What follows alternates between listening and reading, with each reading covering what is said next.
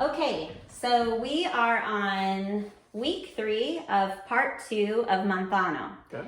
So Nate, we are looking at find and filter. And we're talking about when you're busy, Yeah. how do you find messages on what you're interested in teaching in? So especially think back to the days when you were preaching every week at the school, setting up and tearing down. Yep. How did you go about finding messages? So you find really good stuff that other people have done, and then you adapt it for your own. So Craig Rochelle with LifeChurch.tv, great messages. His were all manuscript, and you could watch it in real life, which was cool. Andy Stanley, great preacher. You can listen to him. Nick likes Matt Chandler. I personally, it's too long. So those were ones. Tim Harlow at Parkview Christian. So when you say that you're seeking these, how do you, if you're going to listen to that person, how do you find the message on the scripture that you're trying to teach or on the topic that you're trying to teach? So I'll kind of just be familiar with like what their series is for that particular time. You can kind of research through. Most of the church's websites have a capacity. You can like look at past messages, past series, and within those series you'll kind of get a clue and a feel like that's the scripture that they use for this particular one. And that's how you research. You just filter and find through their website. And then let's say that you land on a message that Tim Harlow did, and it's a message that you want to use. Yeah. How do you go about that? Do you listen and memorize? Do you find the script? Sure. What do you do? I like scripts, so if I can find one with a script, that would be my number one choice. Very few do that. So then the next step is, if you don't have a script, is I listen to it and I try to come up with like the outline from it, and then I work from that particular outline. Like if their intro was some story that is special to them, then I'll think, okay, what's the similar thing that I could do for me in my life or in my experience? So sometimes I don't use the outline. Sometimes it's just a general, like they may have like a really strong statement or really strong challenge, application point. Go with that and I'll do my own outline. It just kind of depends on what I'm most comfortable with. That's the key. It's what I'm most comfortable with. And one thing that I know that you do, so if you are teaching, a lot of times you will create your own script. Yep. And when you're writing your own script, how do you know if you have too much or too little content? Great. So word count. I just on Microsoft Word is what I use. Not everybody uses that. But there's always a word count on any word processor that you use. And I know that if I'm around 1,800 words, I'm right in the sweet spot. If I'm 1,600 words, that gives me a little bit of freedom to kind of interact with the crowd and so on. If I'm at 2,000 words or more, it's too many for me. So I have to start cutting.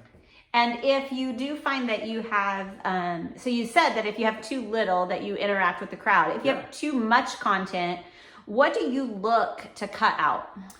Well, the first thing to cut out is the fluff. So usually I like to call the fluff is like the first 3 minutes, 2 minutes where you're kind of interacting, you've got a little bit of an intro. And so I'll just hammer it. I'll just get, okay, we're going to right to it. Let's go. And I try to cut the fluff, not the key scripture, the key content.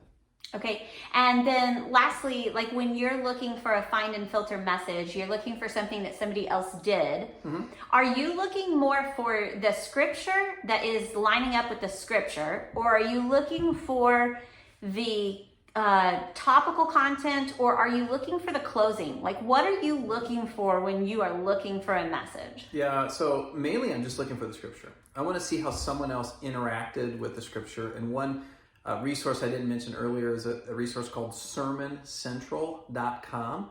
All one word, sermoncentral.com. And you can research it by the scripture. A lot of the sermons on there aren't that great, to be honest. It's a free resource.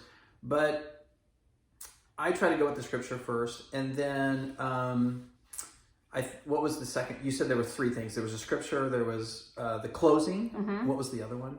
Like a topical. Mm-hmm. Yeah. See, I'm not as big on topical teaching. I need to be more towards the topic. So scripture would be the number one thing for me. I want to see what somebody else did with that particular text or that particular verse. Secondly, I do like good closing. Like, I think it's the biggest miss in most speakers is they don't have a close. it's like you spent 25 minutes and everybody felt good and everybody had like I guess a little bit of experience, but so what? That's the key. So what? Why did we go through all of this? What was the thing we were supposed to learn or the thing we were supposed to do? And so the closing is really very important.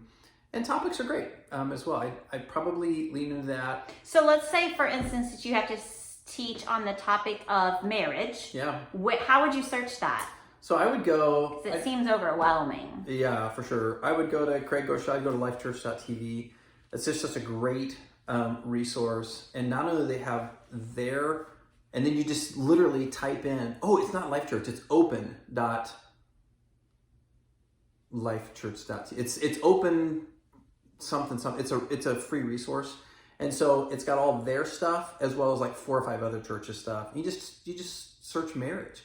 And you're going to have like 6 series to filter through. And every single one's got the transcript. It's got the bulletin outline, which is like it's got the preaching outline. It's got everything, the graphics, etc. So that's where I would start. I'd probably go to Community Christian Church is another one that I really highly recommend. They have great stuff all the time. And so I would recommend them as well. Great. And so we can put those links underneath this video. Oh, cool. Yeah, absolutely. Okay. So thanks for being on here. Awesome. Thanks.